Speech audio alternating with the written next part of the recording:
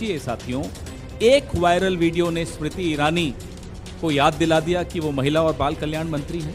एक viral video ने trolls को पिघला दिया, प्रधानमंत्री को सोच बोलने पर मजबूर किया।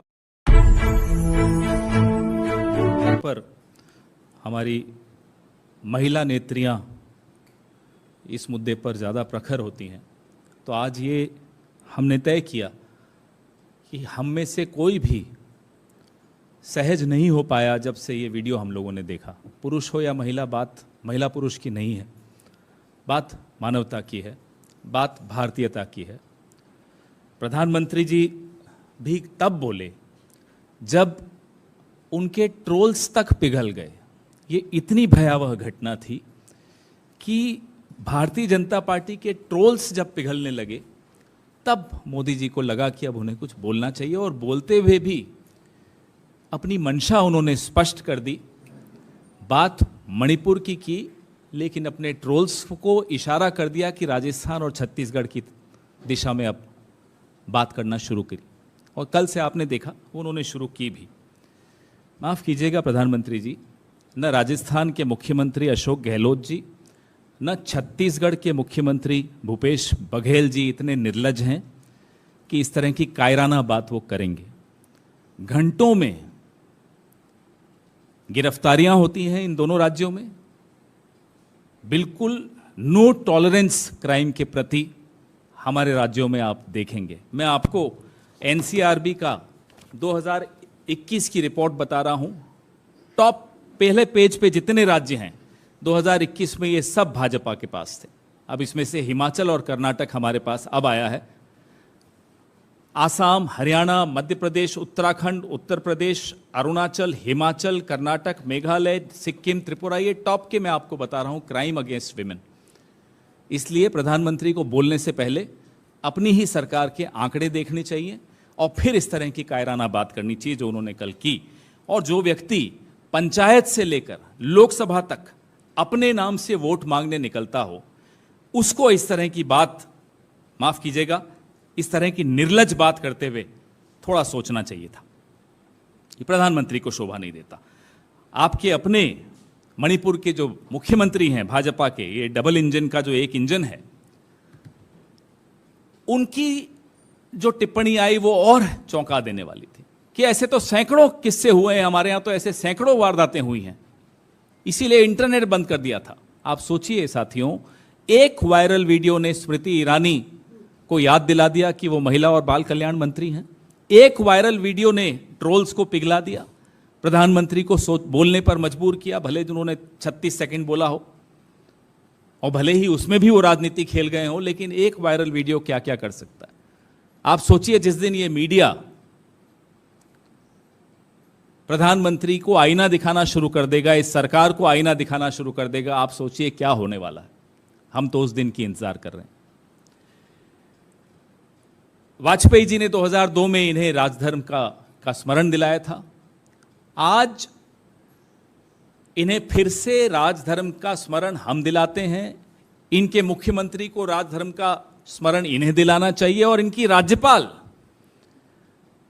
आज उनका इंटरव्यू में देख रहा था, राज्यपाल अब जाकर डीजीपी को की खिंचाई कर रही हैं। साहब, ये पीस कमेटी की चेयरपर्सन है राज्यपाल। She is the chairperson of the peace committee of Manipur. अब जाकर एक वायरल वीडियो के पश्चात राज्यपाल का जमीर जागा। राज्यपाल अब कह रही हैं कि डीजीपी ने गलत किया। और रिपोर्ट्स आपके सामने हैं, आप ही के मीडिया से ये रिपोर्ट्स मिली कि उन महिलाओं को पुलिस ने भीड़ को सौंप दिया था। राज्यपाल महोदया, तब आपने क्यों नहीं डीजीपी को तलब किया? 4 मई, जैसा कि तिवारी जी बता रहे थे भी आपको, 4 मई से 19 जुलाई तक जमीर सोया हुआ था आपका। प्रधानमंत्री को मालूम नहीं था? अगर मालूम नहीं था तो किस तरह के प्रधानमंत्री हैं आप? और मालूम था फिर भी चुप रहे, तो फिर पूछता हूं मैं आपसे, किस तरह के प्रधानमंत्री हैं आप? दोनों ही स्थितियों में आप ये जवाब दीजिए, क्या इस देश को ऐसा प्रधानमंत्री चाहिए? आइए नेशनल कमीशन ऑफ विमेन पर, राष्ट्रीय महिला आयोग पर, जो विरोधी दल को तुरंत मिनटों में नोटिस देती हैं। उनके पास 2 शिकायतें गई मणिपुर की इस वारदात की, 2 शिकायतों के बाद भी एक्नॉलेजमेंट नहीं गई, पावती तक नहीं दी। रेखा शर्मा जी जो है वहां की चेयरपर्सन, उन्होंने एक विदेश से गई, एक देश से गई, लेकिन शिकायतों पर कोई कार्रवाई नहीं हुई। यह तीसरा राजधर्म का मैं आपको उदाहरण दे रहा हूं। अगर किसी ने राजधर्म का यहां पालन किया तो विपक्ष ने किया। राहुल गांधी अगर वहां जाकर खड़े हो सकते थे तो क्या नरेंद्र मोदी नहीं जा सकते थे? वोट मांगने तो चले जाते हैं।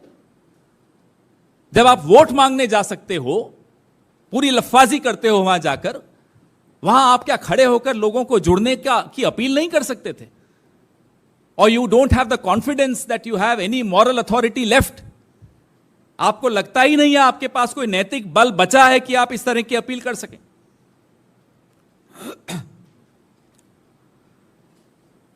इंटरनेट और मीडिया पर जिस तरह की वहां पाबंदियां लगी हुई हैं, वो भी हैरानी की बात है। अब अगर इस देश को उम्मीद किसी से है तो माननीय राष्ट्रपति जी द्रौपदी मुर्मू जी से है, जिन्होंने संघर्ष का रास्ता तय करके यहां तक पहुंची, इस मुकाम तक पहुंची।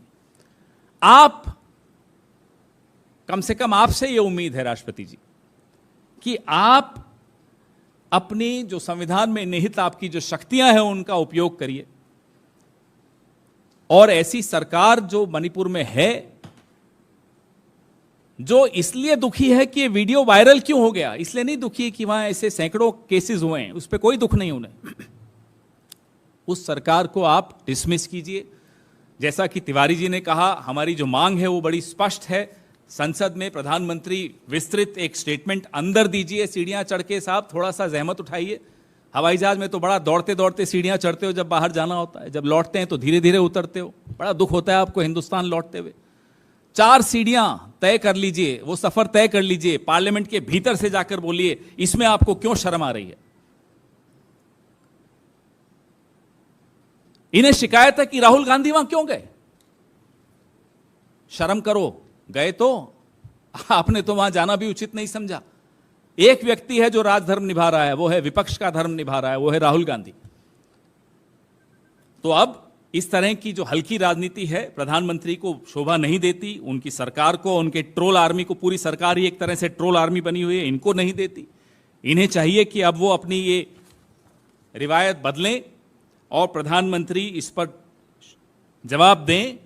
और नेशनल कमीशन फॉर विमेन ने इतना समय क्यों लगाया, उनके खिलाफ प्रधानमंत्री क्या कार्रवाई करेंगे वह भी हमें बताएं। वीरेंद्र सिंह, जो रोज उनकी टिप्पणियां जितनी बार आती हैं उतनी बार लोग हैरान हो जाते हैं कि ऐसा व्यक्ति मुख्यमंत्री बना हुआ है, उनके खिलाफ क्या कार्रवाई करेंगे बताएं। और उपराज्यपाल महोदया, आपका जमीर वापस सो न जाए, हम आपसे सिर्फ इतना ही आग्रह करते हैं।